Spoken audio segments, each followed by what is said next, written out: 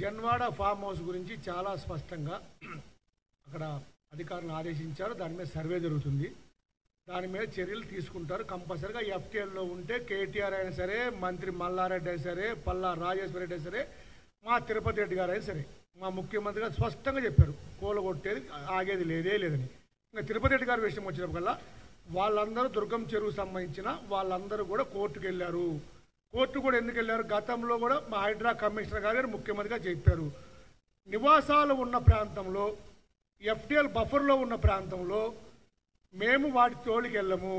కానీ కొత్తగా కట్టే కట్టడాలు, కొత్తగా పర్మిషన్ పేరు చెప్పుకొని ఎఫ్టీఎల్లో బఫర్లో కట్టే కట్టడాలని నిర్మోహమాటంగా ఎంతటి పెద్దవారైనా చర్యలు తీసుకుంటాము. అటువంటి సందేహం లేదు. మేము చెప్పేది ఒకటే, రేవంత్ రెడ్డి గారి బంధువులైనా ఈ రాష్ట్రంలో ఏ మంత్రి బంధువు, మా స్పష్టంగా మా ఎమ్మెల్సీ మహేందర్ రెడ్డి గారు, మా మంత్రి పొంగులేటి శ్రీనివాస్ రెడ్డి గారు ఇదే వేదిక మీద కూర్చొని అనేక దాంట్లో చెప్పారు, మాది ఉంటే మేము కొట్టుకుంటామని. నిన్న మల్లారెడ్డి మాట్లాడుతున్నాడు, ఎలా మాట్లాడుతున్నాడో అడ్డగోలుగా మాట్లాడుతున్నాడు. మల్లారెడ్డి గారు, మీరు 10 సంవత్సరాలు అధికారంలో ఉన్నారు, ఎంపీగా, ఎమ్మెల్యేగా, మంత్రిగా. మీరు ఆ 10 సంవత్సరాల క్రితంలో సురారంలో చెరువు ఎలా ఉంది, ఇప్పుడు చెరువు ఎలా ఉంది? అసలు చెరువే లేదు అక్కడ. అసలు మీరు మాట్లాడే నైతిక హక్కు ఎక్కడిది అసలు? మల్లారెడ్డి గారికి, ఈటెల రాజేంద్ర గారికి మాట్లాడే నైతిక హక్కు ఎక్కడిది? ఈటెల రాజేంద్ర గారు 8 సంవత్సరాలు ఇదే అధికార పార్టీలో అంతకాగి మంత్రి పదవులు అనుభవించి ముఖ్యమంత్రి నెంబర్ 2, నెంబర్ 1గా ముఖ్యమంత్రి పక్కన ఉండి అవినీతిలో పాలు పంచుకొని ఈరోజు బయటకు వచ్చి మాట్లాడే హక్కు మీకు ఎక్కడిది?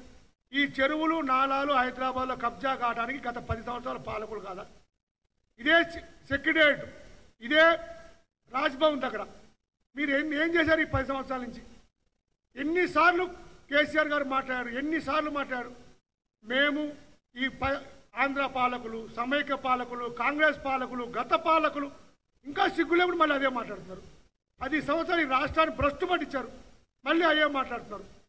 మళ్ళీ చెరువులు నాలాల గురించి మాట్లాడుతున్నారు. ఈ అక్రమ కట్టడాన్ని ప్రోత్సహించింది మున్సిపల్ శాఖ మంత్రిగా, హైదరాబాద్ నగరాన్ని చూసిన వ్యక్తిగా కేటీఆరే భాగస్వాములు.